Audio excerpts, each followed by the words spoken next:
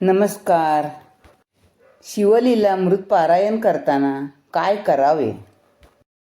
शिवलीलामृत पारायण करताना सकाळी लवकर उठून स्नान करून स्वच्छ वस्त्रे परिधान करावीत.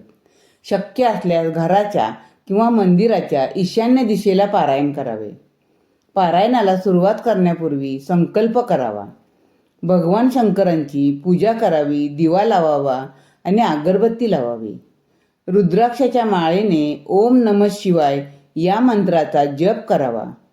शांत चित्ताने आणि एकाग्रतेने पारायण करावे. वाचताना शब्दांचा उच्चार स्पष्ट आणि योग्य असावा. पारायण करताना मनात कोणताही वाईट विचार आणू नये. शक्य असल्यास घरातला दिवा तेवत ठेवावा. पारायण झाल्यावर शंकराच्या मंदिरात जाऊन शंकरापुढे यथाशक्ती तांदूळ आणि दक्षिणा ठेवावी. शिवभक्त ब्राह्मण किंवा साधूंना यथाशक्ती दक्षिणा आणि पांढरे वस्त्र दान करावे.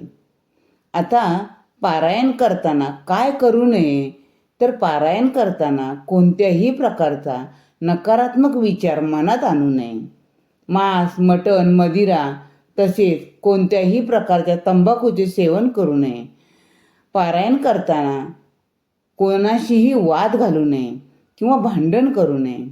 पारायण करताना इतर गोष्टीमध्ये लक्ष न देता पूर्णपणे एकाग्र होऊन पारायण करावे. ओम नमः शिवाय.